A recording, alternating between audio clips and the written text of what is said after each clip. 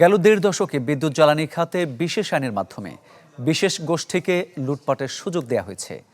এই ব্যবস্থাকে প্রতিযোগিতামূলক করা গেলে বাড়তি দামের বোঝা চাপত না ভোক্তাদের কাঁধে। এ নিয়ে আয়োজিত অনুষ্ঠানে সিপিডি এলএনজি আমদানির সমালোচনা করে সংস্থাটি।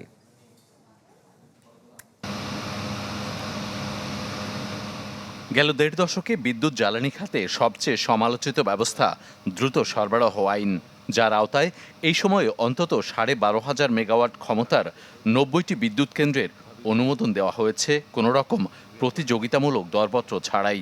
এই সুযোগে অনৈতিক সুবিধাও নিয়েছে বিশেষ গোষ্ঠীগুলো।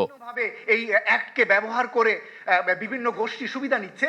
তাই প্রশ্নবিদ্ধ এই আইনের বিলুপ্তির দাবি জানিয়ে গবেষণা সংস্থা সিপিডি বলছে, সরকারি ক্রয় পদ্ধতি অনুসরণ করলে বাড়তি খরচের বোঝা চাপত না ভোক্তাদের উপর। যে বিডিং, যে কন্ট্রাকচুয়াল যে বিডিং হচ্ছে বাড়তি দামে, এই বাড়তি দামে কন্ট্রাকচুয়াল বিডিং এর দায়ভারও কিন্তু সরকারকে নিতে হচ্ছে। আন্তর্জাতিক বাজার দরের সাপেক্ষেই আমরা দেখতে পাচ্ছি যে অনেক বেশি মূল্যে আমাদের এখানে এই চুক্তিগুলো করা হয়েছে। এই জায়গাতে যদি এটা কম্পিটিটিভ প্রাইসে হতো তাহলে কিন্তু আরো সাশ্রয় হতে পারতো, সরকারের ভর্তুকিজনিত চাপ আরো কম হতো বলে আমাদের কাছে মনে হয়। ফ্যালকন অ্যালুমিনিয়াম, মরিচা পড়ে না, ওই স্ক্র্যাচ প্রুফ। এই সময় গেল ১৫ বছরে নেওয়া বিদ্যুৎ জ্বালানি খাতের ভুল পরিকল্পনার চিত্রও তুলে ধরে সংস্থাটি। বলা হয়, বর্তমানে ২৭,০০০ মেগাওয়াটের উপরে উৎপাদন ক্ষমতা থাকলেও ব্যবহার করা যাচ্ছে না প্রায় অর্ধেক। অর্থাৎ প্রয়োজনের অতিরিক্ত কেন্দ্রের অনুমোদন দেওয়া হয়েছে দুর্নীতিকে প্রশ্রয় দিতে।